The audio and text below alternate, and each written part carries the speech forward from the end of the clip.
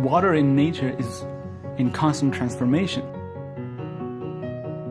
This process has enormous power, enormous energy in it. So far, we've been able to capture energy as water comes down from the clouds, but we would like to capture energy from evaporation, which makes water go into the air, into the atmosphere.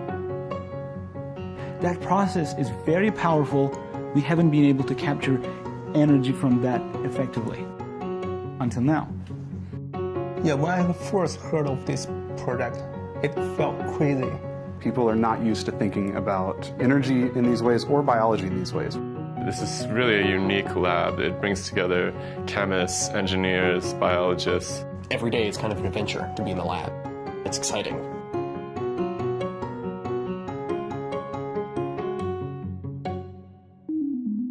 When I met Oscar, he told me about this property he discovered in spores, even though they're known for being just dormant, staying-put biological species. Bacterial spores typically exist in dry places. When spores see moisture around itself, it absorbs some of that moisture, it gets bigger. And when it finds a dry environment again, it shrinks again. This process is very similar to a muscle movement. It can expand and contract. We worked on bacterial spores for quite a while until this idea struck that their mechanical properties can be useful technologically. We deposit spores on plastic tapes. As you increase humidity, they can get much longer and they can contract to very small size very quickly. And when you combine many tapes together, then you can increase the force that they're producing. They can be now part of our device. The evaporation engine sits on the surface of water.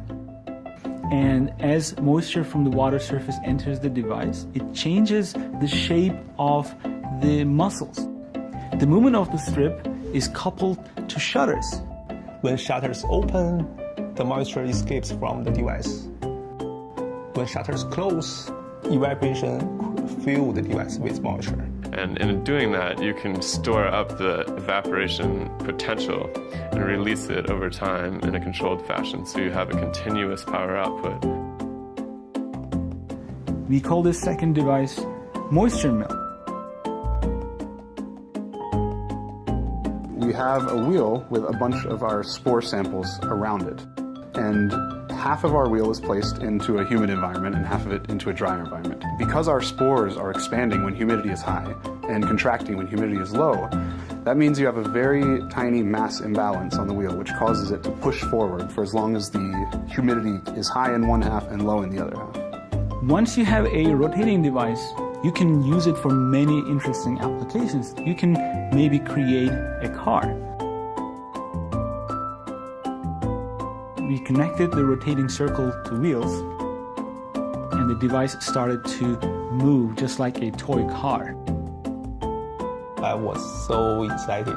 Wow. You have the device here, it's not moving, it's not animated, it's dead. And then you feed it some water, and within seconds it comes to life. It starts to animate. You can do your physics calculations, but when you actually see it turning, it's a completely different thing. There's an invisible power that is going through it. It's magical. For me, what this project has done is opened up a whole new way of thinking about biology. You can take this in so many different directions and you can come up with so many different ideas. We imagine this technology could be extended to off-the-grid applications away from society where one might not have access to the typical electrical infrastructure. It can integrate into products. You can have sportwear that will dynamically respond to if you're sweating or not. We can make a robot move its arms based on a pool of water that's standing above. Prosthetics. Batteries. You can connect it to a generator. Evaporation is so special because it is everywhere. We have 70% of the Earth's surface covered in water, and every single surface is evaporating away into the air. Our technology can also save lots of water because when we put device on the top of water, it will slow down the evaporation rate. Our energy future is not certain. Our water future is not certain. Evaporation can nicely solve these two problems at once. Evaporation can save water and produce power at the same time. So we created these devices to show what might be possible. but we certainly hope that it can inspire others to develop completely different technologies, completely different applications that we couldn't imagine, and it could be a killer application somewhere else. That would be really exciting. Really exciting.